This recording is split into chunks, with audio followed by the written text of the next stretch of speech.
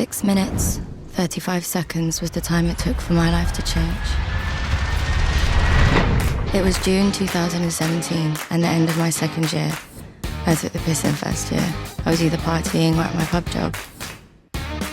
Second year, I worked hard. It was one of those nights. No one gave a fuck about anything.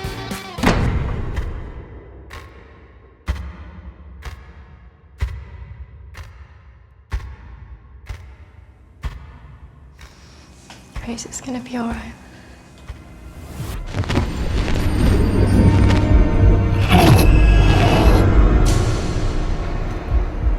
It was in that moment. I didn't realise how bad it got. How can one person make you so unwell? I just wanted it to all go away.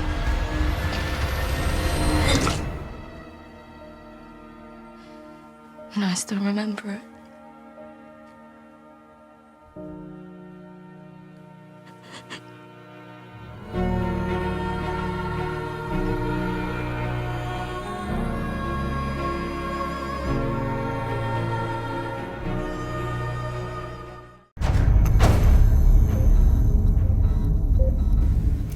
Hi and welcome to the Soho London Independent Film Festival. I'm Liz Farah-Hardy and I really am very honoured today to be joined by the director and the producer of the most incredible film, The Nightingale. So Robbie Stephens. Hi. Hello. So you're the writer and director. And Abbie Elliot, who's the producer. Hello. Yes. Oh gosh, okay. So even just thinking about this makes me go, because I dare anyone to watch it and not be affected, actually. What an incredibly important film you've made, and it's so powerful. This is based on a true story. A selection of stories, yeah. A selection of stories. How did you come to making this and finding these stories?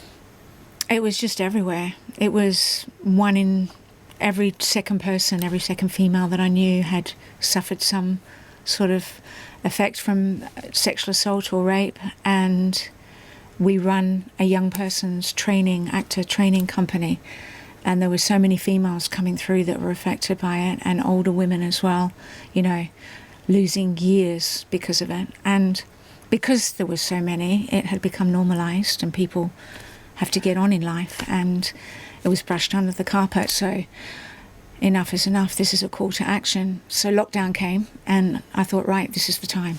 I'm going to write it. Amazing. And Abs was with me during lockdown. Oh, yeah. So when you were collating these stories, were people giving their stories, or was this something from just hearing? I mean, what was the process? Well, I volunteered for NGOs to help victims of sexual assault and human trafficking from over a decade ago. Right. So from that extreme all the way through to just rape culture and, you know, sexual assault and rape within communities. And yeah, I guess it wasn't a writing it down and thinking, okay, this is going to be in the film one day. It was just stored, and I directed a lot of plays with it as well, and scenes and things like that went into the theatre. So I guess when I started writing it, it was recalling a lot of that. But Abs will tell you, when I was writing it, there was an awful lot of research. I decided to start from scratch again to give it as much credibility as possible. I kind of wanted to make my mind blank to start again. The thing that I think was just so powerful and so refreshing to see is the way that actually it's not the usual depiction of what rape is, that, you know, that it's not, you know, someone being grabbed and violently beaten. It was the thing of freezing, of this happening, and no, from someone that's totally inappropriate, but this happens all the time, and it doesn't even get called out because it's kind of like, oh, it's my fault. What made you choose to do it that way? It's the most under-documented, and also we didn't want to give power to the perpetrator, did we? It was so important when auditioning for the actors and thinking about how we're going to film it, who's in the room when we film it. We didn't want it to be something anyone enjoyed watching or anyone wanted to see more of. We needed to show, you know, Grace's point of view in the film, no one else's. Yeah, and you did that. I mean, the other thing I absolutely loved, I found Michael's character so moving. Oh. That was, I think that's very clever, because actually it's only men that can help stop this. Oh, thank you. Yeah, that was so important to us, wasn't it? Yeah. Oh my God. The fact is that we need men to help us on this journey. And I know so many great men like Michael, and we weren't willing to tell this story without having the great men represented in our film. Yeah, and I think this is really lovely, because the amount of times you see some horrendous thing happening to women and the amount of men go, well, not me, not all men, and you think you're missing the point. You're so missing the point. It's like, and actually to see, you know, showing how a man should behave, Yeah. that is really powerful. Yeah, it's really, really important, actually. I've just started volunteering for an NGO called Beyond Equality, and they go into schools and teach breaking the stereotypes of masculinity. And so you're teaching from primary school all the way up to secondary, you know, how men can just be in another identity other than holding up the masculine identity, influenced by porn a lot of the times. I mean, I don't know whether you heard about the Children Commissioner's report recently, but the amount of child-on-child sexual assault induced by porn, like, it's not something that's going to go away if we don't do anything about it. But it's not being talked about. No. And the schools are wiping it under, under the carpet, and it's actually horrendous. And it's primary schools it's starting in as well. Yeah. It's really shocking, and the way that it's dealt with, I'm afraid even the social services don't deal with it. Yeah. So this is kind of like an educational tool as well. Like, amazing. Like, I've got a 13-year-old daughter. The rating is 13A, and she's going to come and see it when we screen it. Brilliant. And I mean, what victim support obviously is something that's really important. You know, from this film, what are you hoping to be able to change, achieve? What is...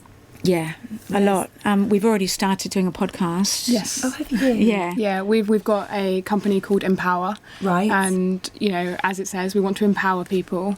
And part of that is a podcast where we talk to people that are kind of represented by characters in the film. So we have people that represent Grace who have experienced it, people who represent her friend Isla who have supported people who've experienced it, and people from, like, males who kind of come from the Michael side of it, who either are looking to learn more or looking to educate other men.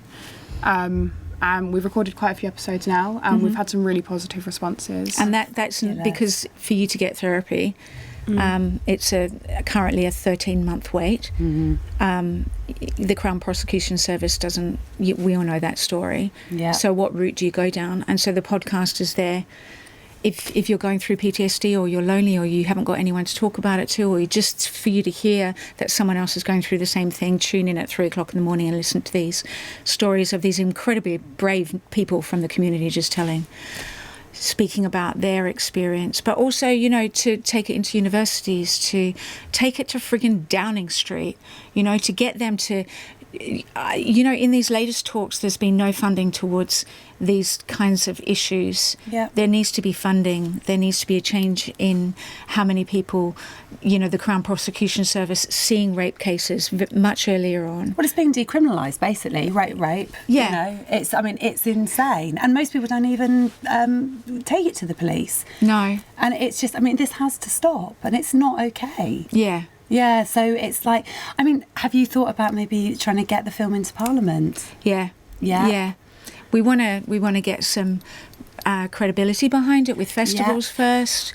We want to get some VIPs behind it. We want to get some people talking on our podcast, and then teachers from schools, universities, you know. And then with all of that behind us, we're going to make a submission. Well, whatever we can do to help, Thank you. It really, because this is so important, and I think the angle that you're coming from it is what's needed, which doesn't get done because so often there's a bit of entertainment purpose put in, where it's like, oh, we'll heighten this or we'll do that, but actually this is something that's happening every day, all the time, and you know, what would you say, if you could sum it up, what's the key message that you want people to take home from this when they watch it? Don't want people to not feel. For me, it's really important for people to feel film. And you've created something which is just, it's so powerful. Honestly, after I watched it, I had to go and sit down. It just was like, go and just take it all in. And it's, you know, and actually there's hope with it as well, because you've put it back. It's not, there's redemption there. It's redemptive. And that's incredible. And, you know, film's so powerful. If people watch this and they can walk in those shoes and they can go, actually, I can relate to this, I hear this, you know, that makes all the difference. And, you know, whatever we can do, we are so proud to be championing this. We really, really are. We're so proud to be here, honestly. Oh no, it's really, this is important. And, you know, you'll be doing Q&A afterwards. Yeah. Yeah. You know, festivals should and I be... won't cry. Please do. It shows your humanity. But, you know, it's like film festivals are supposed to be supportive, and that's what they're meant to be. And they're meant to be about actually bringing people in. And one of the things that's really important to us is making sure that audiences that wouldn't normally get to see these films come and see them. So, you know, we're very excited. This is what we want to be championing. Thank you. So thank you. Thank you so much. Thank you. So you have to see this film. It just, you cannot miss it. Okay, it's called The Nightingale. The festival starts on the 25th of January and it goes till the 28th of January. And just don't miss it. It's beautiful, it's powerful, and actually it's got a very positive, strong message of hope there. So thank you. Thank you so much. Thank you, we got through it.